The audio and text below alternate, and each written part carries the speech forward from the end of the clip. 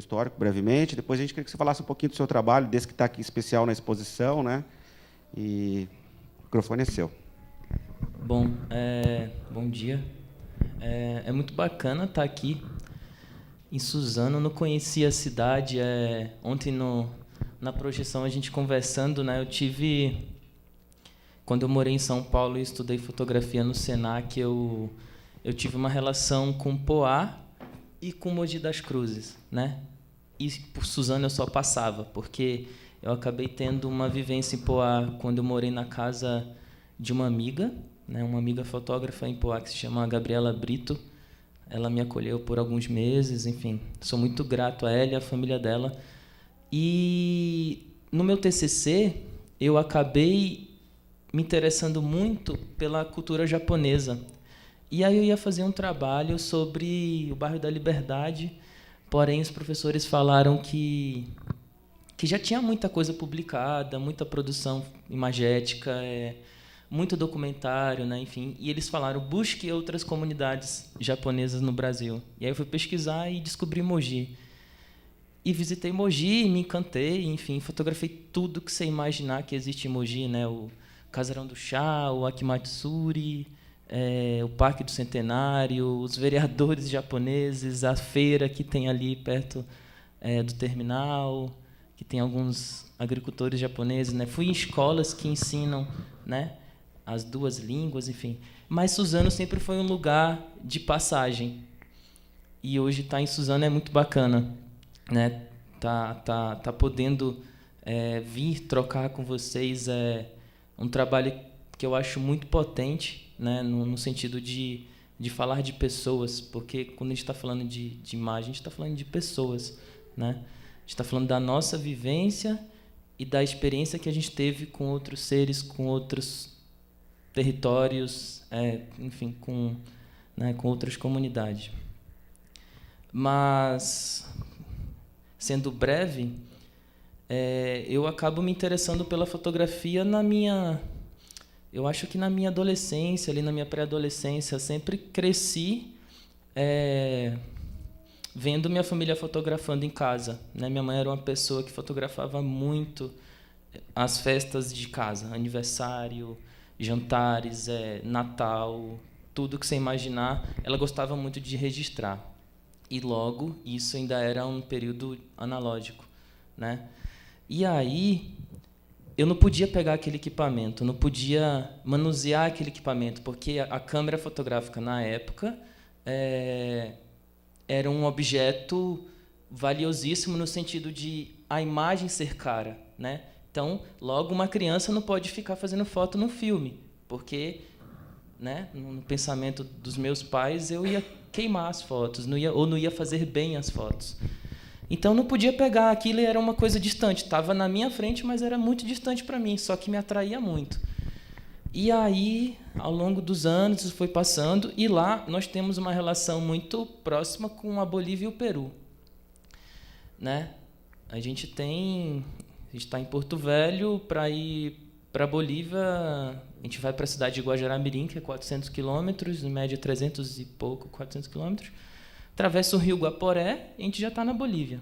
E na Bolívia tem um centro comercial ali, que é tipo esse centro comercial aqui no Paraguai, depois de Foz do Iguaçu e tal, né? Que as coisas são bem mais baratas e tudo mais. E minha mãe, observando sobre esse interesse, ela acaba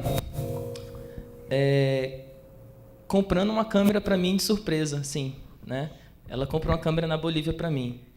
Eu sempre gosto de falar sobre essa questão, sobre esse acontecimento, porque é muito interessante, porque ela compra uma câmera para mim achando que era uma câmera fotográfica, mas ela acaba comprando uma câmera filmadora, que era uma Sony falsa na época, né? Tinha um logo Sony, mas era uma câmera falsa, né?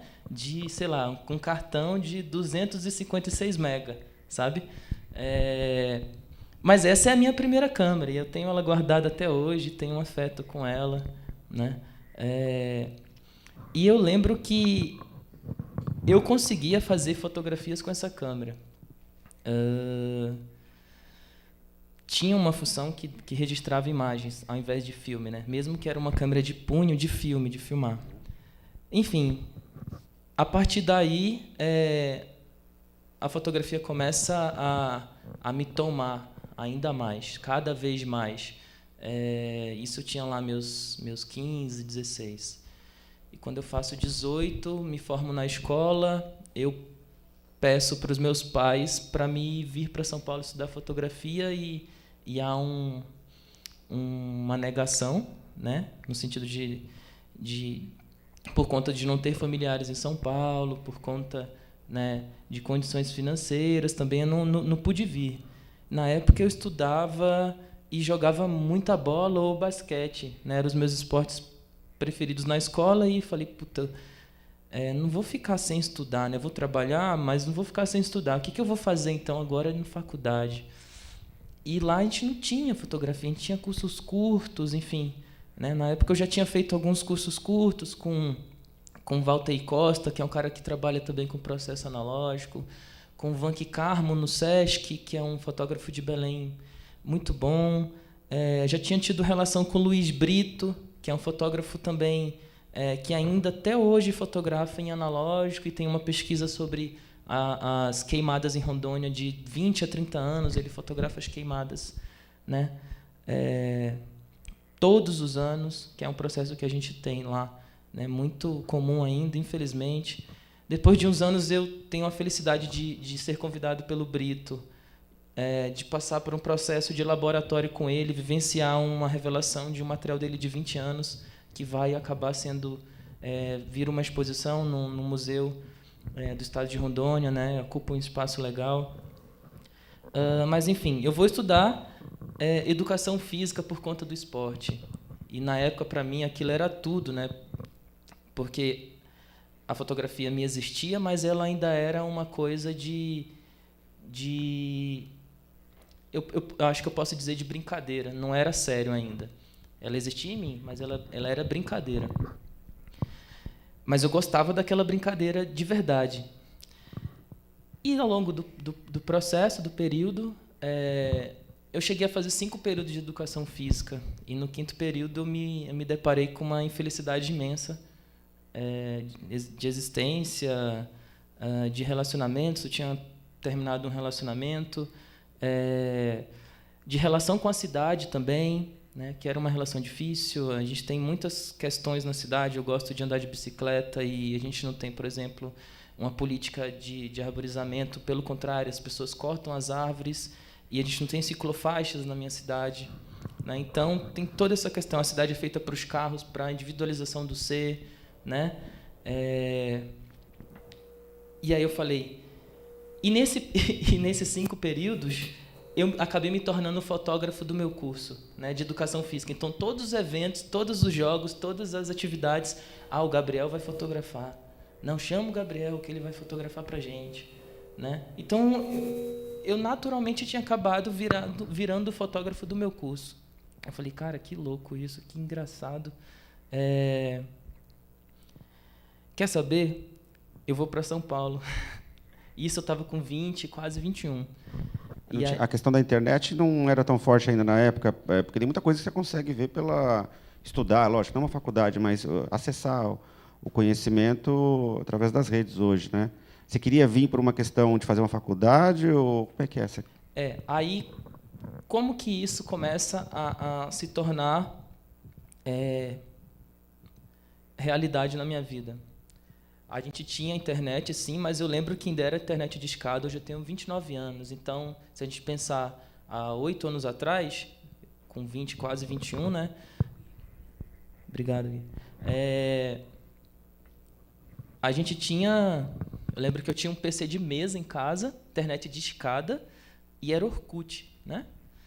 Tempo de Orkut. E eu conheci uma fotógrafa que hoje... trabalha comercialmente, a Fernanda Pires. Ela me indicou um curso no Senac. E ela falou, Gabriel, dá para você vir, é possível você estudar fotografia aqui. Porque São Paulo ainda era um universo muito distante para mim na época, né? Eu, no norte, com toda aquela distância geográfica, enfim, nunca tinha vindo para cá, não sabia como é que seriam as condições financeiras também aqui. Falei, como é que eu vou fazer, sabe? Então, essas questões. Mas ela falou, cara, é possível, você pode tentar uma bolsa, morar num aluguel barato, porque eu não tenho familiares em São Paulo, até hoje não tenho. Então, eu falei, quer saber, vou arriscar e vou. Então, eu pedi demissão do meu trabalho, juntei uma graninha, tranquei meu curso, comprei uma passagem escondida dos meus pais, né? Comprei a passagem só de ida, né? De vinda, então, Porto Velho, São Paulo. E vim fazer a prova do Senac. E cheguei e fiquei de favor na casa de uma amiga, que é de Porto Velho, que na época estudava moda na Anhembi Morumbi, a Júlia. E a Júlia me recebeu, era para eu ficar 1, 2 semanas na casa dela, eu fiquei 2 meses, sabe, ajudando. Meus primeiros 2 meses foi né, eu tive essa hospedagem da Júlia, enfim, foi quando eu me inseri no cenário da cidade, comecei a estudar fotografia, e eu acho que ela começa a se tornar um objeto de pesquisa e uma coisa séria a partir desse momento, a partir do momento que eu conheço professores que tinham pesquisas diversas, conheço outros alunos também interessados em fotografia e começo também a transitar nos espaços, né, culturais da cidade, em exposições, em falas, em cursos ou workshops, e aí ela começa, de fato, a se tornar essa coisa séria. Deixou de ser brincadeira nesse momento quando você veio para São Paulo, é isso? Isso. Mas quando eu vim para estudar fotografia em São Paulo, eu ainda vinha com essas questões, né? Eu gosto de fotografia, mas o que ela será para mim lá, né? Entendi. Ainda tinha todas essas questões. Vamos falar um pouquinho do seu trabalho, do que está aqui na exposição, né? E como é que, concluindo, né, a sua chegada na fotografia, mas como é que você chegou a esse trabalho que ele veio para cá, para a exposição, né? Aliás, ontem está falando uma coisa muito legal para a gente, os bastidores, lá na projeção, que você estava em Rondônia, viu o material do primeiro Farofa, e aí enviou-se o material. Fala um pouquinho disso e já entra nessa questão do projeto que veio para cá, que ganhou a convocatória, né? A gente pensar... A gente estava falando de muros, né? De barreiras ontem. E aí...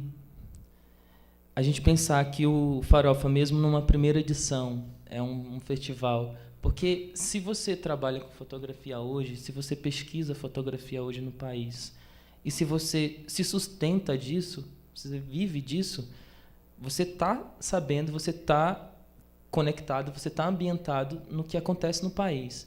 Então, não importa se você esteja em Rondônia, se você esteja no Acre, ou se você esteja em Manaus, se você esteja lá em Passo Fundo, em Porto Alegre, se você esteja em Sobral, no Ceará, você vai saber o que está acontecendo de festivais, de eventos, de exposições no Brasil, porque a gente sabe que essas barreiras já foram rompidas e a rede faz a gente estar conectados, né?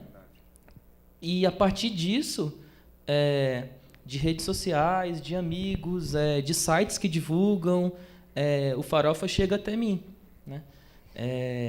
E também por conta de pessoas, de artistas e fotógrafos que eu acompanho, né? Como eu comentei sobre a Mesa das Minas no passado, né? Da Beatriz, da Mel, da Tuane, que são fotógrafos que eu acompanho também. Então, o Farofa chega para mim, e é uma coisa, a gente estava discutindo essa coisa de, puta, que legal, o Farofa chegou lá em Rondônia, né? Eles não imaginavam isso, mas essa barreira já foi rompida.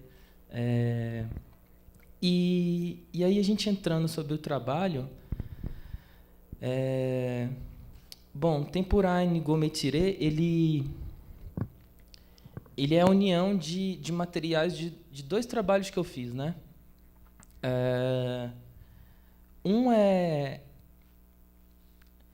Eu começo a ter uma relação imagética fotográfica com cultura indígena em 2013, né? Desde 2013 que eu colaboro para a Mídia Ninja.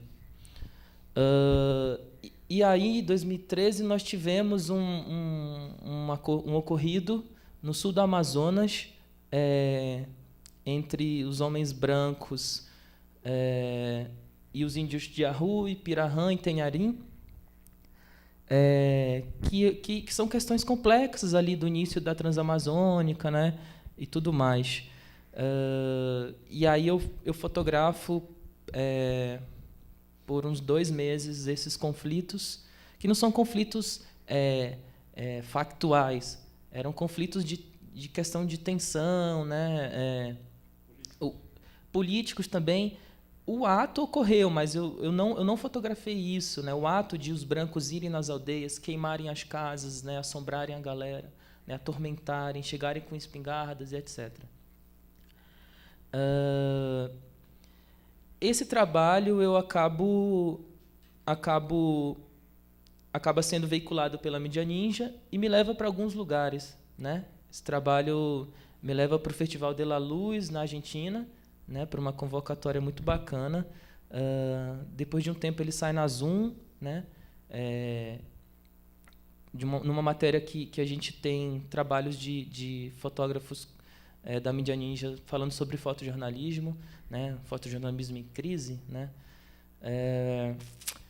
E aí isso me deságua nos olhares do Greenpeace, né? O Greenpeace, que a gente sabe que tem uma pesquisa, que tem uma relação, que tem uma militância sobre causas ambientais que envolvem cultura indígena, lógico, me convida para ir fotografar os Munduruku no sul do Pará, né? Em torno do rio Tapajós, ali na cidade de Santarém, né? Itaituba, né? Uma região também complexa, muito peculiar, né? Próximo de Alter do Chão, tem a famosa Fordlândia ali, né? A cidade fantasma. Quando você vai para fotografar nesse local, por exemplo, você fica um longo período? Você pode ter uma noção de tempo? Os Mundurucus, nós ficamos com eles em torno de 15 dias. Eu vou convidado como fotógrafo, conheço o Fábio Nascimento, que é um puta fotógrafo, mas nesse trabalho o Fábio foi para captação de vídeo. E a gente vai com outras ONGs e com o Ministério Público, junto com alguns membros do Ministério Público. E essas outras ONGs também têm seus antropólogos, seus pesquisadores, né? Mas a ideia dessa missão nos territórios de Munduruku era levar informações perante a lei e perante as questões de direitos no qual eles têm em torno das políticas de instalação da usina, né? Que é uma luta que eles têm incansavelmente até hoje.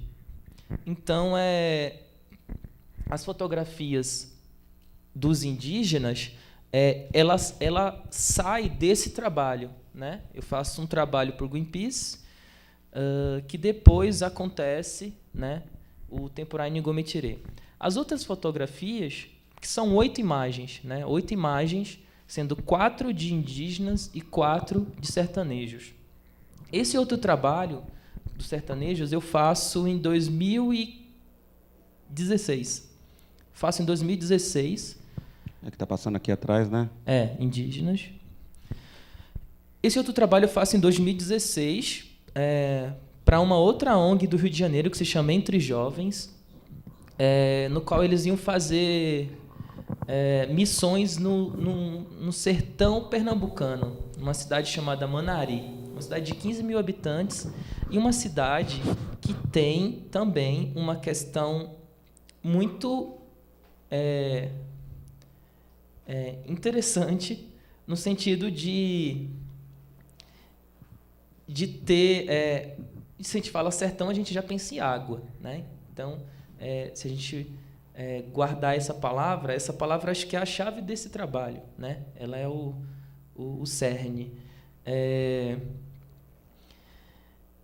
Manari, há alguns anos atrás, foi considerada a cidade com o IDH mais baixo do país, né? Manari é 600 quilômetros de Recife, né? Depois de Arco Verde, uma cidade mais conhecida que a gente tem, o famoso a famosa quadrilha de Arco Verde, dizem que é uma das quadrilhas mais bonitas e interessantes do país. Nós ficamos em Manari em torno de 10, 11 dias.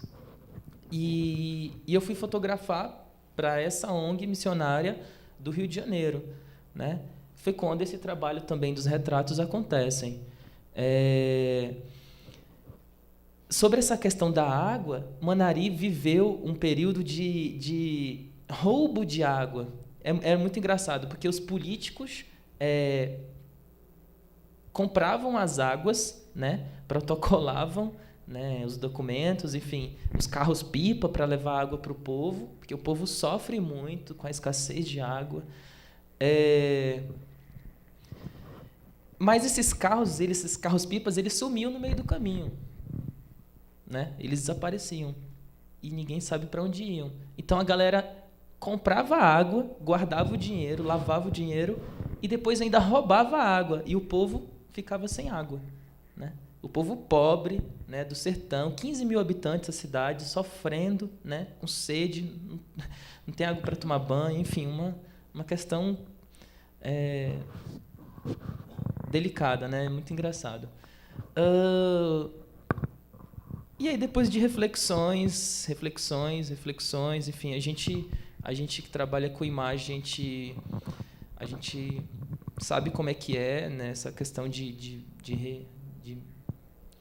remexer os arquivos, né? Esses trabalhos se conectam para mim, né? Esses retratos dos índios Mundurucus com essas figuras dos sertanejos de Manari. E eles se conectam em que sentido? Eles se conectam a partir do objeto água. O objeto água, que para mim é um objeto que eu também tenho muita relação. Eu estou com uma exposição agora na Galeria Canizares, na UFBA, em Salvador, que fala sobre a histórica enchente Rondônia, a histórica enchente que eu fotografei em 2014. E todo o trabalho fala sobre água, não só as fotografias, mas como o vídeo que eu tenho lá, o objeto, enfim, tem uma instalação, né, tem um tecido com interferências de barro, né, da lama, da enchente. E muito por conta do trabalho que eu faço, que é um trabalho que permeia esses ambientes, esses lugares de cultura indígena, de movimento estudantil, ou de cultura ribeirinha, ou de militância política, né? Passa por esse tema da água. E foi quando o Temporai Ngometiere começou a se tornar mais forte em mim, Eu falei, isso pode virar alguma coisa, né? Estamos vendo algumas aqui, né? Quando você fala, né? Isso. Vou colocar de uma forma simples, né? Essa marca verde, esse grafismo aí, explica para o pessoal que está aqui, está em casa, a ideia. A interferência, é legal que ontem e hoje eu também já ouvi algumas coisas, e em outros festivais eu já ouvi outras coisas. Ano passado, Temporai Ngometiere foi selecionado no Goiáses, né, um festival lá em Goiânia. Essa semana eu vi que o Temporá foi selecionado na Bienal de Fotografia de Tucumã, que é o interior da Argentina. E eu sempre recebo feedbacks diferentes. Isso é muito legal. Ontem o João fez um outro comentário sobre o escorrimento, que já era uma leitura também que existia. As pessoas começam a observar coisas, né? Mas eu acho que a interferência ela se dá a partir do momento também porque eu graduo artes visuais, né? Eu faço artes visuais na Federal de Rondônia e a fotografia ela começa a virar um objeto de suporte para outras intervenções. Então, não só interferência gráfica, mas também colagem, mas também costura, né? A fotografia começa também a se ampliar da parede, desse cubo branco, e vai para o tecido, vai para a projeção, né? Tem ido para o vídeo, né? Estou num momento muito interessado por videoarte. E essa interferência verde, ela se dá muito por uma questão simbólica para mim, né? Ela é um princípio de cruz. Se a gente observar, ela é um princípio de cruz. Então, ela tem essa relação com o sagrado, porque esses dois lugares têm relação com o sagrado, né? O sertão, quem tem relação, ou já teve alguma relação, alguma vivência no sertão, sabe que eles são extremamente devotos, independente do santo, independente da religião, são muito fiéis. E os indígenas, ele tem uma relação com a natureza incrível, né? Incrível, né? A terra, a árvore, aquela árvore que é santa, né? O sol é o relógio deles. Então, você tem dois ambientes de energias fortes, né? Potentes, que quando você chega, você sente. O João falou ontem que ele estava vendo verde, mas que, na real, ele via vermelho. Isso é verde? Mas também é vermelho, né? E por que é vermelho? Se a gente pensa em vermelho, a gente pensa em um escorrimento que nos leva à ideia, né, a questão do sangue. E aí, quando ele faz essa leitura, ele saca também coisas que eu estou querendo falar com o trabalho, né, sobre essa questão do genocídio indígena que a gente tem até hoje, né? Tem uma outra questão, que aí é uma questão de escolha minha, de posicionamento, né? Esses corpos, eles estão na vertical, eles estão... as fotografias, de certa forma, estão um pouco em contra-plongé, assim, então leva essa imagem dos seres superiores, né? Essa coisa do ser, porque eles são realmente seres grandes, né? Eles são seres importantes, valiosos, enormes, né? Todos que estão nessas imagens são seres extremamente potentes para mim. E essas intervenções, elas começam pela cabeça, né? E a cabeça, a gente pensar esse lugar, né, da inteligência, a inteligência desses dois lugares, porque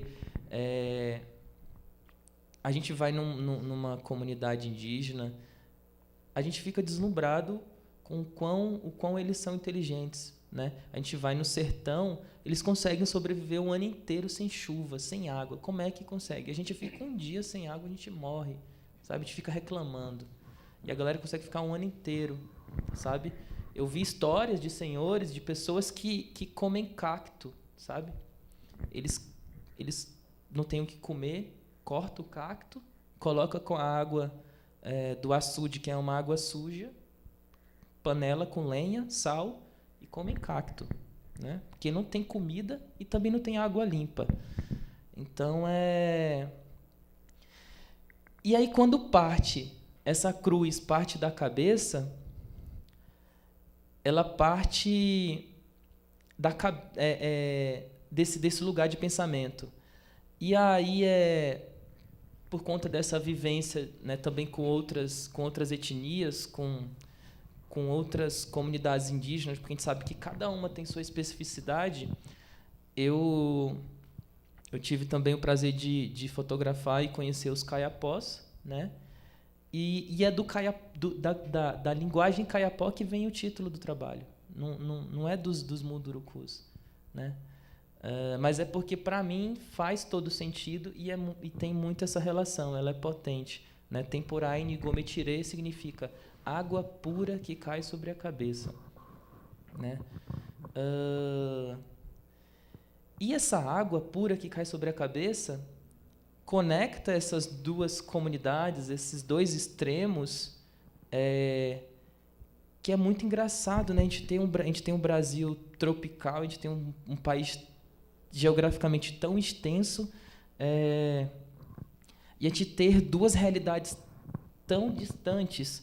Uma que luta contra a instalação de uma usina, contra o avanço de uma usina sobre seus territórios, né, que a gente sabe, eles sabem mais do que nós, que se essa usina avançar ou colocar mais comportas ou aumentar a velocidade, as aldeias, o território deles pode inundar por conta de ter muita água.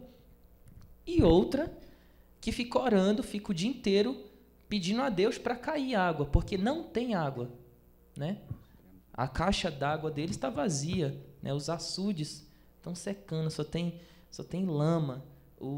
As vacas estão morrendo desidratadas, sabe? Então, o Temporaine gometire fala sobre isso, sobre essa relação das águas, a relação desses dois povos, duas vivências que eu tive, que são vivências que acabam me conectando ao meu ser também, né, por conta de onde eu nasço, né, eu, classe média, branco, que de início não me reconhecia como indígena. Eu sempre falo, eu me reconheço hoje como indígena porque eu nasço em Rondônia, cara, eu nasço no meio de índios. Como é que eu não sou indígena? Todos nós somos indígenas, entende? E hoje eu fotografo isso, então eu assumo, de fato, né? Mas também todos nós somos sertanejos, né? Todos nós somos eles. Então, o Temporá Ngometiere fala um pouco sobre isso. Curiosidade, todas são de na foto na vertical, o corpo inteiro, né? Retrato, a gente tem uma quantidade grande de retratos que são meio corpo, muitas vezes, né? Tem um porquê de você, todos de corpo inteiro, vertical, bem cravadinho, né? Nas duas vivências que eu tive, eu produzi muito material, né? Produzi muito material. E eu acho que eu tenho, assim, outros retratos de outras pessoas, outros seres, que são em plano americano. Devo ter. Me recordo até, acho que tenho, sim. Mas eu acho que a escolha de utilizar os retratos de corpo inteiro é muito por uma questão não só estética, mas também de falar sobre eles, né? O pé fala muito, a gente sabe que o pé fala muito, o chão fala muito também, né? Essa areia, esse barro, essas informações que estão no chão. E eu acho que depois, refletindo, porque eu já estava pensando em usar esse vetor, né? Com essa interferência gráfica, ele encaixaria melhor em imagens que teriam um corpo inteiro, porque o vetor iniciaria na cabeça e terminaria nos pés. Então, eu falei, eu vou utilizar uma questão padrão para me conseguir também trabalhar com esse vetor com mais liberdade. Eu acho que foi a escolha das imagens de corpo inteiro parte daí, assim. Legal, bacana.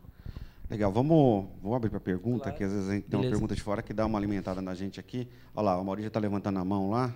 Tem um microfone para chegar lá? Pedrão, cadê o Pedrão?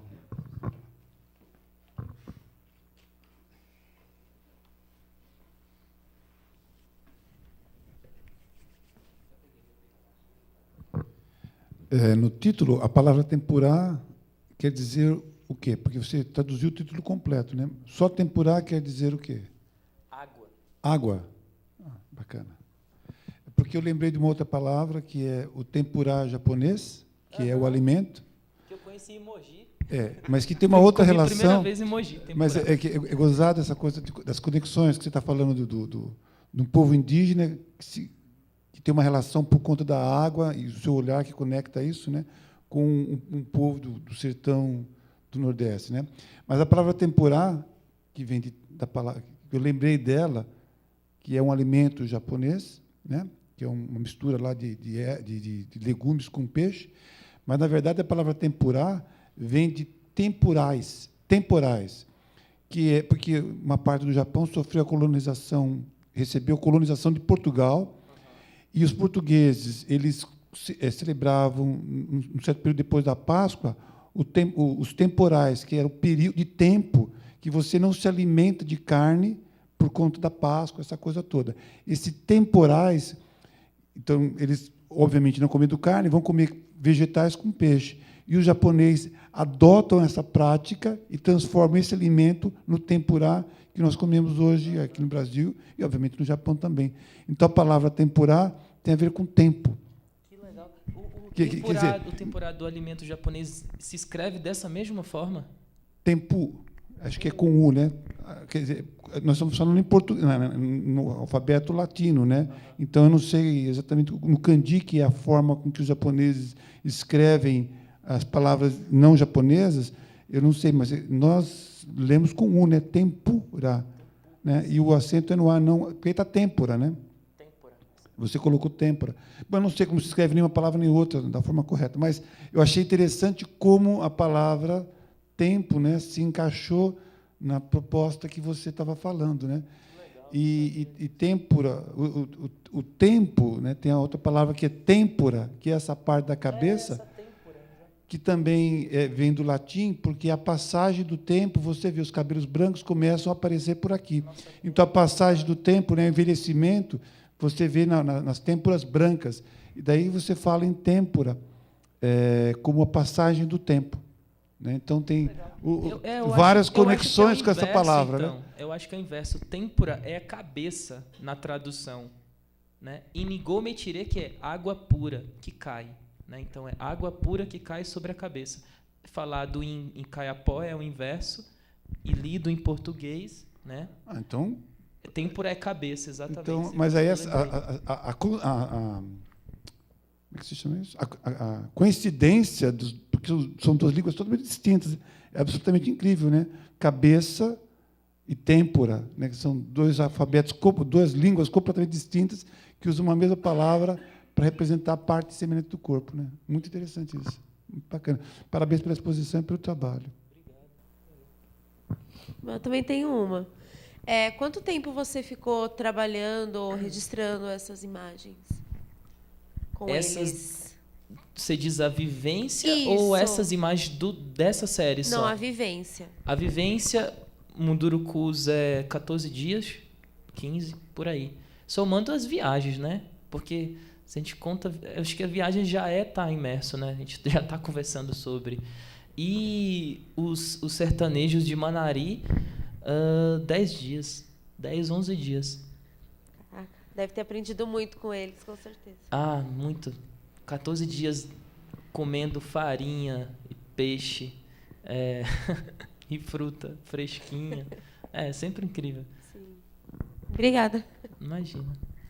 Perguntas? Mais perguntas? Deixa eu aproveitar aqui que eu tô com o microfone, né? Bicho, ontem a gente teve uma conversa legal, né? Um papo legal. Mas hoje você falando um pouco mais sobre isso e sobre até uma fala do Pedro agora há pouco. Eu conheço o Pedro já há um bom tempo, né? O trabalho dele também, então eu sei que aquele trabalho que ele faz com os moradores e tudo mais, aquilo é muito bacana, ele atinge as pessoas, mas aquilo mexe muito com ele, assim, né? É uma coisa que ele faz quase como uma terapia, assim, né? Você acha que esse trabalho que você faz, que para a gente é deslumbrante, a imagem, e passa muita coisa, muita força, né? Enfim, você acha que você aprende mais com eles ou eles aprendem mais com você? Como que é essa troca que você passou dias lá com eles, né? Explica um pouquinho para a gente, para quem nunca conseguiu produzir algo assim, né? Como que é essa troca, essa vivência?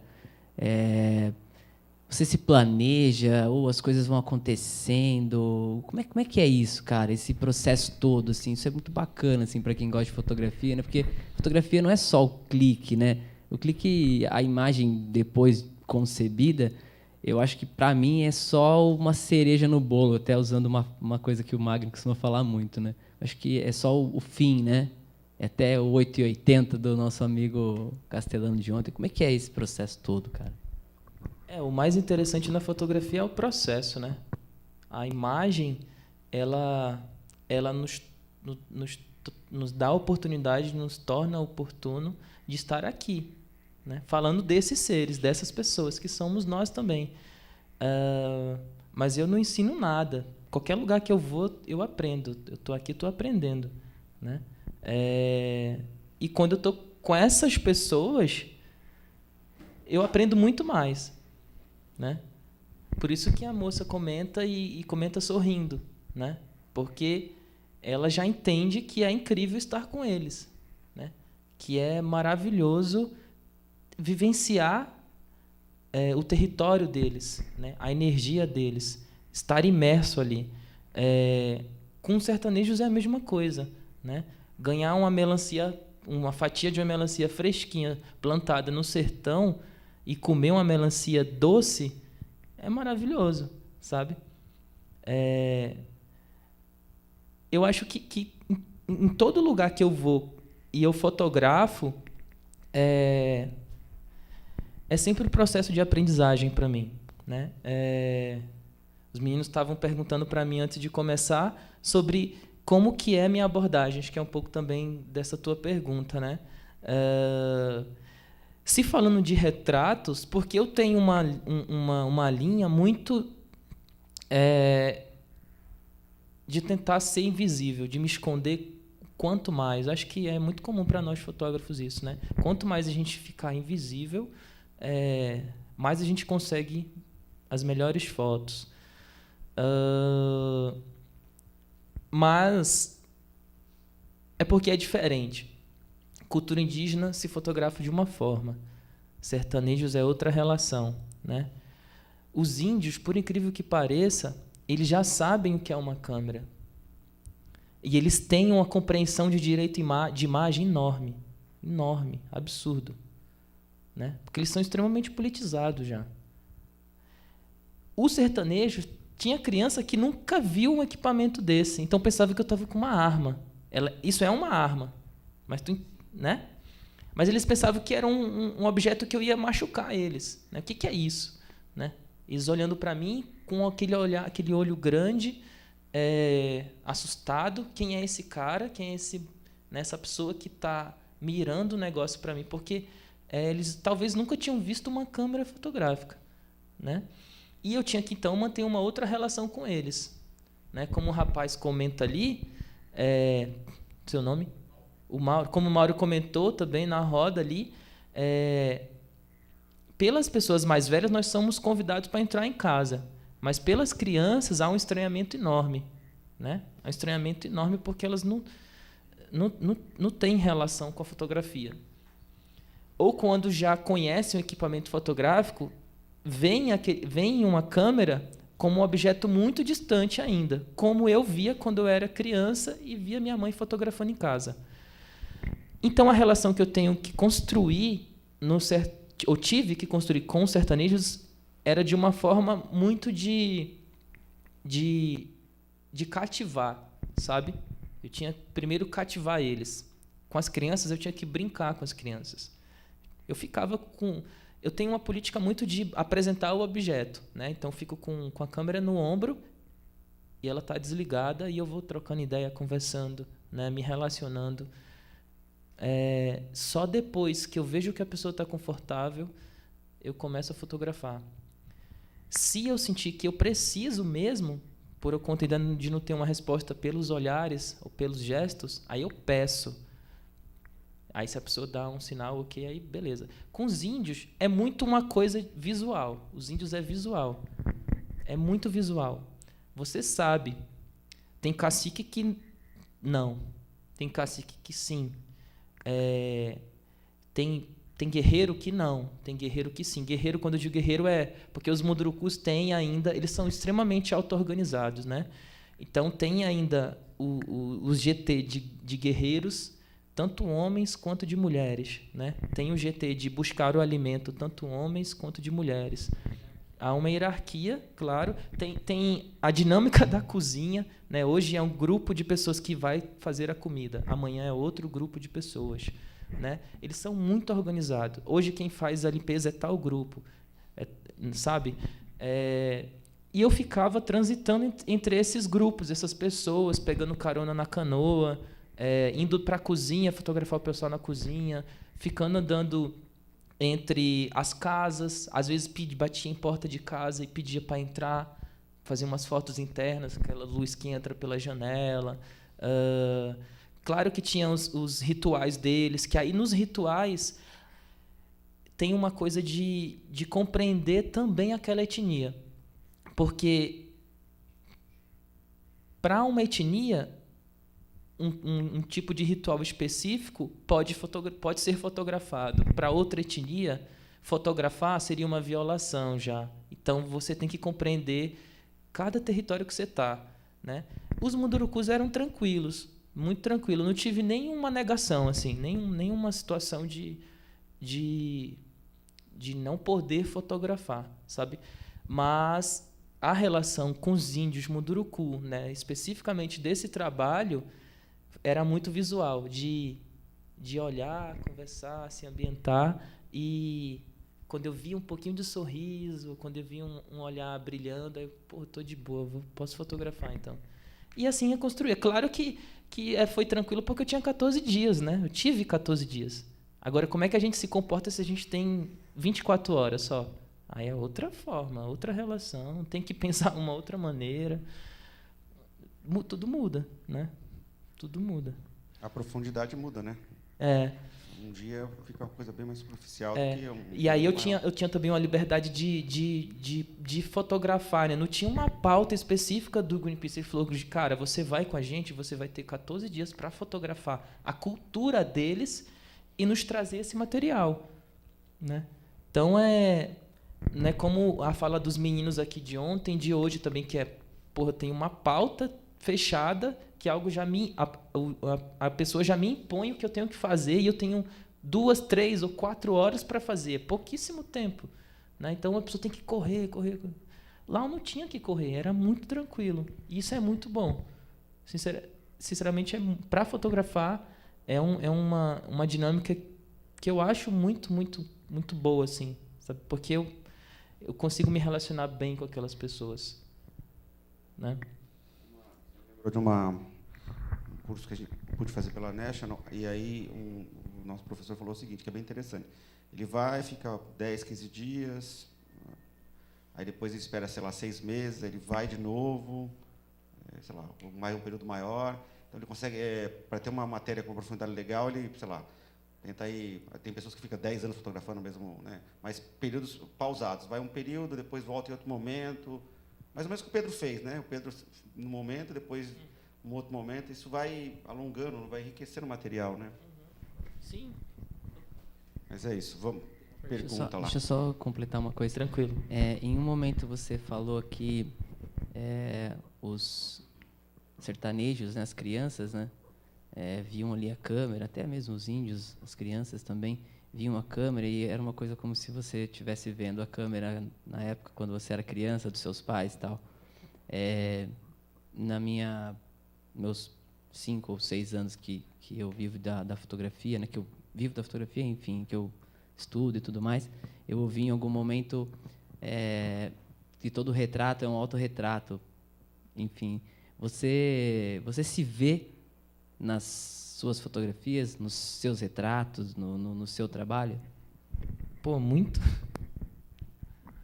Meu trabalho fala sobre essas pessoas, mas está falando sobre mim, sobre a minha história, sobre a minha memória, sobre a minha vivência a todo momento. O teu trabalho está falando sobre tu. O trabalho de qualquer um, não só de fotógrafo. De qualquer artista, de qualquer cineasta, de qualquer escultor, está falando sobre ele. Sobre a história, sobre o entorno, sobre a cidade dele, sobre onde ele morou, sobre quem ele se relacionou. Está falando sobre ele. Me vejo muito no meu trabalho. Me reconheço muito no meu trabalho.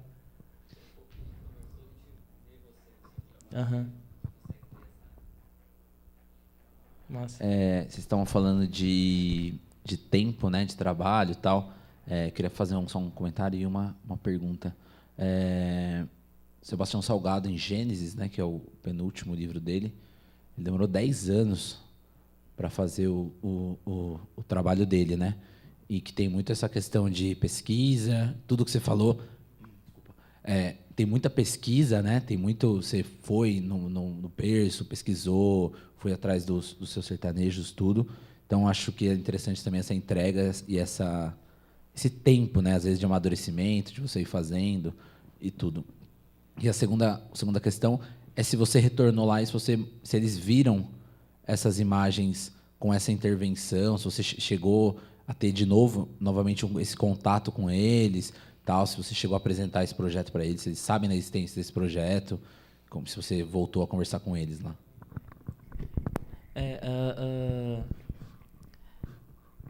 A imagem ela é atemporal, né? A gente sabe que ela é atemporal. Então, um trabalho com os mundurucus ele acontece em 2015 e com o sertanejo em 2016. Esse trabalho vem ser pensado em 2017 e proposto em 2018, né? Onde a gente está aqui agora. Então, essa coisa de refletir sobre o seu material e conectar as coisas, para mim, é super tranquilo, assim, né? Talvez ano que vem eu encontre também um outro trabalho que eu fiz em 2013, 2014, né? Enfim. Mas eu não tive a oportunidade, infelizmente, de voltar com sertanejos, porque também quando eu fui lá em 2016, eu fui financiado pela ONG do Rio. E os Mundurucus eu tenho uma relação virtual até hoje, porque todos têm Facebook, né? Então, e a galera tá aí na militância, conectada, a gente conversa toda hora. E eles acompanham, né? Para onde a série vai, onde enfim, é publicada, onde é exposta, eles estão sabendo, sabe? E eles têm esse material em alta lá. Eles têm, enfim. Mandei o textinho para eles, na época, pedir sugestões sobre o texto, né, que acompanha a série. Há uma relação, mas também voltar por conta própria para Santarém, do Pará, é caro, sabe? Mas quando eu tiver a oportunidade, com certeza eu vou levar um material impresso para eles e presentear todo mundo. Legal, legal. Pergunta lá, Pedrão. Um minutinho, vai chegar o microfone. Eu queria saber se você direcionava, posicionava a pessoa e olha para mim, falava, porque todos eles estão olhando diretamente para você, a gente percebe. Eu queria saber como que você fez, porque essas não são espontâneas, né? Exato. Ô, DJ, tu pode colocar, por favor, na do rapaz, do garoto sertanejo, esse da capa, mas a foto inteira, que aí eu já até respondo essa. Eu já até respondo uma outra pergunta que rolou no começo. Sim, todas essas imagens são direcionadas, dialogadas, pedidas, né? No sentido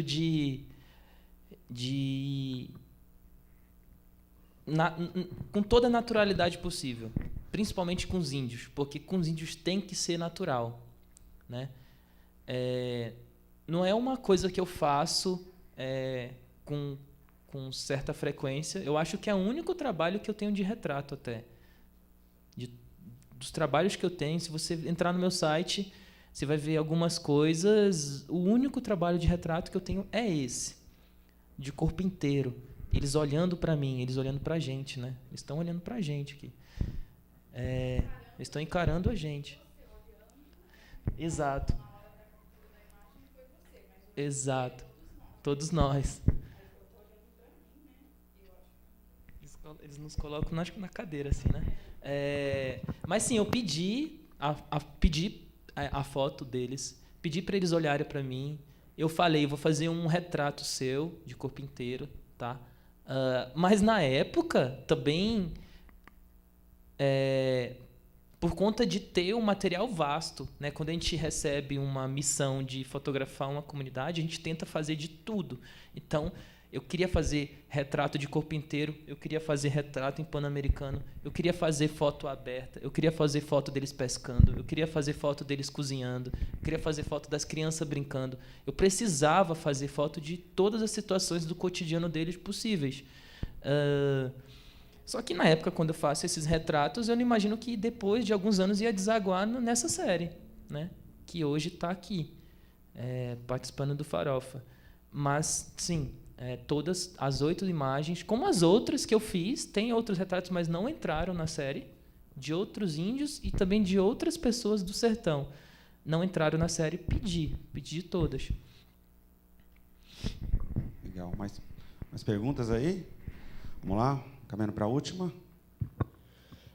Você tinha dito que as crianças sertanejas nunca tinham tido contato com uma câmera. Algumas, né, no caso. Como foi para essas crianças, depois que a foto é tirada, elas chegaram a ver na câmera? Sim, tem algumas que se interessavam, outras que eu levava, né? Virava a câmera e mostrava.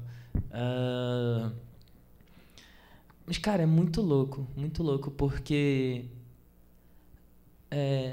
elas não chegavam a chorar, mas elas se emocionavam quando se viam e mesmo se vendo não sabiam que era aquilo, porque elas têm espelho em casa, né? Mesmo que seja uma cidade no sertão, com toda aquela dificuldade que eles têm, eles não têm internet, mas têm espelho em casa, então eles sabem né? Se eles se refletem e sabem que existe uma tecnologia, mesmo que seja a tecnologia do espelho, da indústria, né? Que faz com que eles consigam se ver. Mas eles nunca tinham se visto num equipamento preto, grande, entende? Que eu tinha apertado algo. Mas isso são poucas também, não são todas, entende? Porque a maioria estudam, né? Eles se deslocam por muitos quilômetros e na escola eles aprendem tudo que você imaginar. Na escola eles têm acesso à internet, né? Lá na casa deles, eles não têm celular, nem internet, nem computador. Então, é um número ainda muito pequeno de crianças e de pessoas que não conhecem o equipamento. Mas tem, isso que é engraçado. Eu também não sabia, com toda a minha ignorância, eu não sabia que eu ia chegar no sertão e falar, caramba, que doido, tem gente que não conhece uma câmera fotográfica, sabe? E mais doido ainda são os índios conhecerem e terem consciência do direito de imagem, porque a gente imagina os índios como eu posso dizer, eles alheios de tudo. Sim, esse pensamento ocidental, né, de que os índios ainda estão de cocar, sabe, de arco e flecha. Assim como pergunto para mim às vezes se eu vivo no meio de onça, sabe? Não tem compreensão da Amazônia, da importância da Amazônia, que hoje é o coração do mundo, né? Mas os índios são extremamente politizados, né?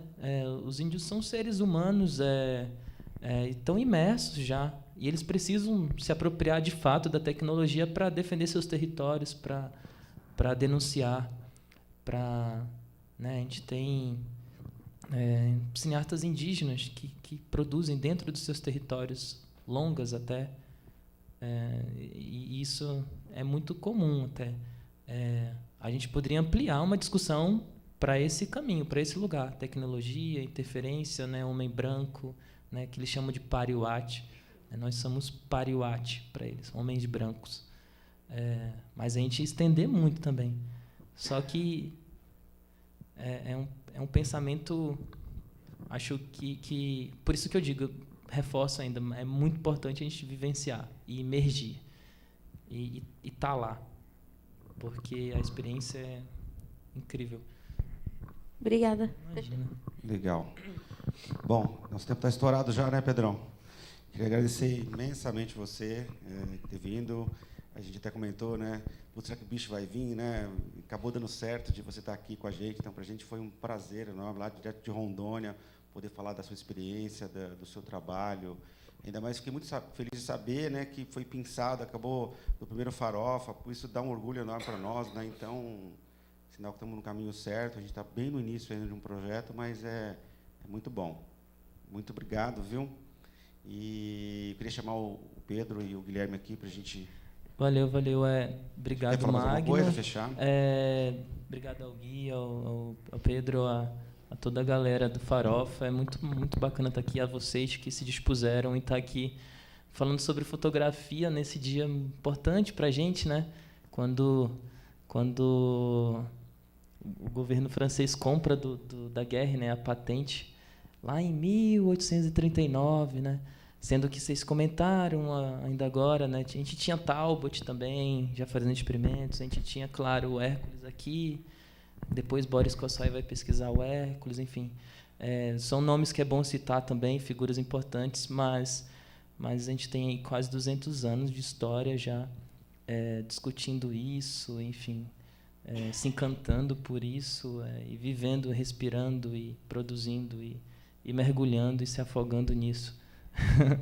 Obrigado, valeu. Obrigado.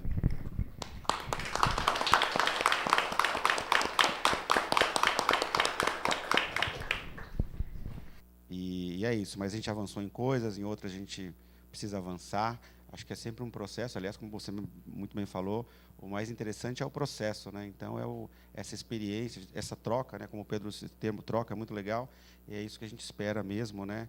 Quero agradecer a todo mundo que está aqui, quem está em casa, os meus amigos aqui, o Pedro e o Guilherme, e é isso aí. Gostaria de agradecer também a todos, né? Todos que participaram hoje, que participaram ontem, sexta, né? Todos que nos ajudaram de alguma maneira a fazer com que o festival acontecesse, né? A gente está centralizado entre nós três, mas muita gente nos ajuda, né? Então tem muito mais gente por trás, né? Se não fossem eles, a gente não conseguiria tocar isso aqui. É um projeto é um projeto novo, né? Como o Magno disse, a gente é um bebê aí, a gente está nascendo ainda, né? E já poder contar com a parceria de bastante gente, e poder de repente estar aqui hoje, né? Com uma pessoa com um projeto fantástico, né? Que se dispôs a estar aqui, que vem de um outro estado, enfim, né? E essa troca, isso tudo é muito louco. Então a gente gostaria muito de agradecer e espero que todos tenham sido tocados em algum momento por tudo isso que a gente viveu aqui esse ano. Já falaram, né? Mas agradecer também, agradecer aos meninos também da câmera aí, o Nicho também que está sempre com a gente, parceiro nosso, já apertou os botões tudo errado ali, mas tá tudo bem. Agradecer aos amigos telespectadores, agradecer a prefeitura, todas essas coisas a gente já falou tudo, mas bom lembrar, né? Todos aqui, Pedrão, pode elencar todos. Tem aqui ó, a TD de Imagens, a Digidom, Magic City, os nossos amigos também do Verã, supermercados, Prefeitura de Suzano, Boteco Helena e Airfoc. Também, você viu? Político. Agradecer a todo mundo, tal. A gente acredita muito nesse debate, né, na troca. Eu acredito muito nessa proximidade das pessoas, no aprendizado. A gente falou muito isso ontem, na questão de um aprender com o outro, um aprender com um, e assim a gente vai trocando, né? A fotografia, que nem a gente falou também na abertura, é um ato individual, você e sua câmera. Até brinquei que o Sebastião Salgado canta, né, enquanto ele fotografa, mas eu acredito muito na questão do coletivo, né? Eu acho que sozinho ninguém vai a lugar nenhum, sozinho você não chega nem do outro lado da rua.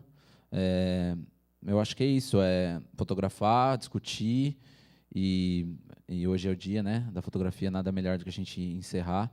E acho que é isso. Agradecer também de novo e muito obrigado a todos aí que puderam estar com a gente, né? Valeu. Até o ano que vem. Obrigado.